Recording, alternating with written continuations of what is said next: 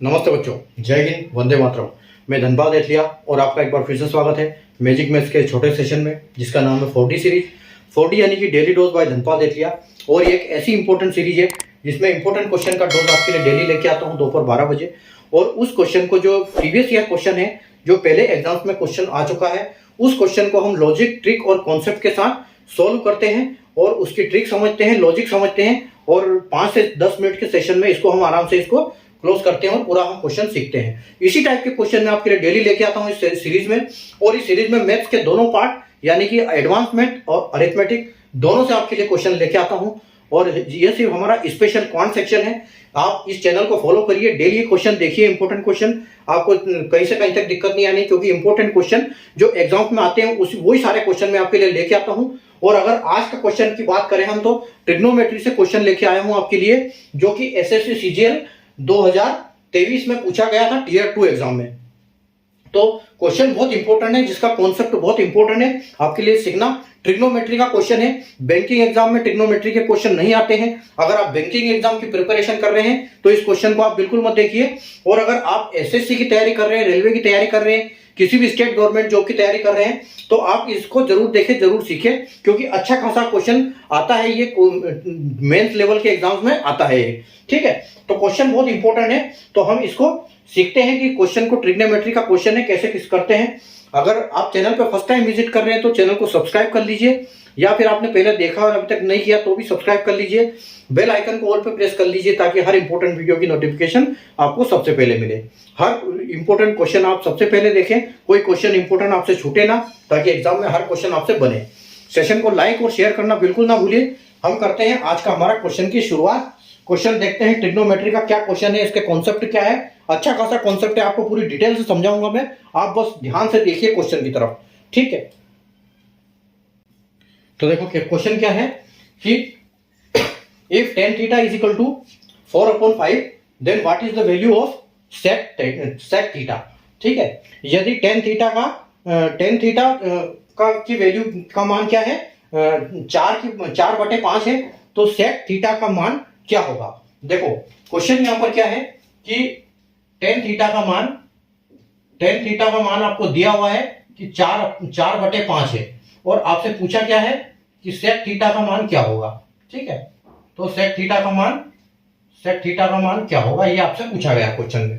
अब देखो यहां पर समझने वाली बात यह है कि जो ट्रिग्नोमेट्री, जैसे कि टॉपिक से समझ में आता है कि जो ट्रिग्नोमेट्री चैप्टर है, इसमें त्रिकोणमिति एक ट्रायंगल होता है, जो कि राइट ट्रायंगल होगा हमेशा। उस राइट ट्रायंगल के ऊपर क्वेश्चन बेस्ड होगा। ठीक है, तो क्वेश्चन क्या है, आप एक बार कॉन्सेप्ट समझो, बहुत आसानी से बनेंगे आपसे। ठीक है, तो देखो ये आपका एक राइट ट्रायंगल है। ठीक है, ये है राइट ट्रायंगल। हमेशा इसका डिग्री 90 यहां पर होता है, ये कोण इसका 90 डिग्री होगा। ठीक है, उसके बाद देखो ये जो लाइन है, इसको हम बोलेंगे क्या, परपेंडिकुलर। यानी कि अगर हिंदी की बात करें तो इसको बोलेंगे हम हिंदी में लंब। ठीक है, लंब बोल सकते हैं, परपेंडिकुलर बोल सकते हैं इंग्लिश में। इसको हम बोलेंगे बेस, और हिंदी में बोलेंगे इसको आधार। ठीक है, और इसको हम क्या बोलेंगे, इंग्लिश में इसको बोलेंगे हाइपोटेनियस, और इसको इंग्लिश में बोलेंगे, हिंदी में बोलेंगे कर्ण। ठीक है, तो कर्ण बोलेंगे। तो कुल मिला के हमको यहाँ पर क्या दिया हुआ है कि tan की वैल्यू क्या है।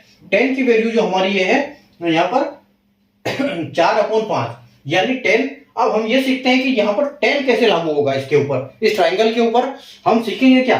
तो बेसिकली यहाँ पर देखो, यहाँ पर 6 चीजें बनती है। ठीक है, यहाँ पर 6 चीजें बनती है। साइन, वो मैं आपको समझाता हूं। देखो सबसे पहले एक चीज है, सबसे पहले आपको एक कॉन्सेप्ट याद रखना है, लाल बटे कक्का। ठीक है, LALKKA। ठीक है, ये किसके लिए है, जो इंग्लिश वाले बच्चे हैं। ठीक है, हिंदी वाले बच्चे हैं, उनके लिए क्या है, लाल बटे कक्का। दोनों आप याद कर सकते हो, कॉन्सेप्ट सेम है, सिर्फ आपको समझने का तरीका है। जो इंग्लिश वाले को लाल बटे कक्का, और हिंदी वाले को और इंग्लिश वाले को क्या बोलेंगे हम, PBP अपॉन HHB। ठीक है, तो इसको क्या बोलेंगे, पंडित बद्री प्रसाद हर हर बोले। तो अब इसको याद कैसे करना है, यहाँ पर जो आपका साइन कोस, देखो तो यहाँ पर क्या होते हैं, 6 चीज होती है, साइन, कोस और टेन। ठीक है, साइन कोस और टेन होता है, थोड़ा दूर करते हैं, साइन कोस और टेन, ठीक है। और इंग्लिश में भी हम लिख देते हैं सेम, साइन कोस और टेन, ठीक है। और इनका जस्ट उल्टा क्या होता है, साइन का उल्टा होता है कोसेक, ठीक है। साइन का उल्टा होता है कोसेक, कोस का उल्टा होता है सेक, और टेन का उल्टा होता है कोट, ठीक है। उसी प्रकार यहां साइन का उल्टा क्या हो जाएगा, साइन का उल्टा हो जाएगा कोसेक, कोस का उल्टा हो जाएगा सेक, और टेन का उल्टा हो जाएगा कोट, ठीक है। अब देखो इस चीज पे लागू क्या होगा कि अगर हम साइन की बात करें तो साइन में क्या होगा, जो ये पहली वैल्यू है दोनों ये साइन की है, एल अपॉन के, यानी कि आपका लंब बटे कर्ण, तो यहां पर क्या हो जाएगा लंब बटे कर्ण, ठीक है। ये साइन की वैल्यू आएगी आपकी कौन सी, एल लंब बटे कर्ण। उसी प्रकार यहां पर साइन की वैल्यू क्या आएगी, परपेंडिकुलर अपॉन हाइपोटेनियस, ठीक है, जो पहली वाली वैल्यू है। कोस क्या है, बीच की वैल्यू, तो कोस की वैल्यू की हो जाएगी देखो आधार बटे कर्ण, यानी कि यहां पर आ जाएगा आपका आधार बटे कर्ण, ठीक है। और अगर इंग्लिश की बात करें हम तो इंग्लिश में आपका क्या आ जाएगा, बेस अपॉन हाइपोटेनियस, तो यहां पर आपका बी अपॉन एच आ जाएगा। ये कॉन्सेप्ट आपको बस एक बार सीख गया, मतलब मेन खेल इन्हीं का है, आप ये लिख लिया तो आपको सब कुछ समझ में आ जाएगा। उसके बाद देखो टेन की वैल्यू क्या होती है, तो टेन की वैल्यू होती है आपकी लंब बटे आधार, यानी कि आपका यहां पर आ जाएगा लंब बटे आधार, ठीक है। उसी प्रकार इंग्लिश में चलते हैं, परपेंडिकुलर अपॉन बेस। अब देखो, अब ये जो साइन का उल्टा कोसेक है, कोसेक का उल्टा सेक है, और टेन का उल्टा कोट है, ठीक है। तो यहां पर लंब बटे कर्ण है, तो यहां पर आपका आ जाएगा कर्ण बटे लंब। देखो आपका यहां पर लंब, यहां पर आपका कर्ण बटे लंब, ये उल्टा हो जाएगा, ये लंब बटे कर्ण है तो कोसेक का उल्टा कर्ण बटे लंब हो जाएगा, ठीक है। उसके बाद देखो उसी प्रकार यहां आधार बटे कर्ण है, तो यहां पर क्या हो जाएगा कर्ण बटे आधार, कर्ण बटे आधार। उसी प्रकार लंब बटे आधार, तो आधार बटे लंब, ठीक है, आधार बटे लंब, मतलब ये उल्टा है। उसी प्रकार यहां आपका परपेंडिकुलर अपॉन हाइपोटेनियस है, तो यहां हाइपोटेनियस अपॉन परपेंडिकुलर हो जाएगा, इसका उल्टा हाइपोटेनियस अपन बेस हो जाएगा, ठीक है। और यहां पर हो जाएगा बेस अपॉन परपेंडिकुलर, ठीक है। ये बात आ गई समझ में। अब यहां से आप आराम से रिलेट कर पाओगे इसको कि यहां पर लंब है या हाइपोटेनियस यहां है, जो साइन पूछा है तो हमको कौन सी वैल्यू लेनी है। और अब दिमाग में लाने वाली बात की, जैसे आपने देखा कि आपको ये सब चीज दिमाग में है, तो और याद अच्छे से याद कैसे होगा, देखो जैसे साइन की वैल्यू पूछी कि साइन की वैल्यू क्या है, तो आपके दिमाग में चलना चाहिए ये वाला, ऐसे ऐसे चलना चाहिए, लंब यानी कि लंब बटे कर्ण। देखो लंब बटे कर्ण है किसकी, साइन की वैल्यू, साइन की वैल्यू है लंब बटे कर्ण, यानी परपेंडिकुलर अपॉन हाइपोटेनियस, तो परपेंडिकुलर अपॉन हाइपोटेनियस लंब बटे कर्ण, ठीक है। अगर आपसे पूछा है कोस, तो आपका कोस का दिमाग कैसे चलना चाहिए, आधार बटे कर्ण, ऐसे आधार बटे कर्ण, यानी आधार बटे कर्ण, ठीक है। उसी प्रकार टेन का जैसे वैल्यू पूछा तो आपको चलना चाहिए ऐसे लंब बटे कर्ण, ठीक है। और इनका उल्टा पूछा तो आपका उल्टा हो जाएगा, जैसे आपका पूछा ये वैल्यू आपको हो गई साइन की, ठीक है, ये वैल्यू आपकी साइन की हो गई, ये वैल्यू आपकी कोस की हो गई, और ये वैल्यू आपकी टेन की हो गई। उसी प्रकार इनका ऑपोजिट हो जाएगा, तो ये साइन इधर की उधर हो जाएगा, ये ऐसे हो जाएगा, ये ऐसे हो जाएगा, ये ऐसे हो जाएगा।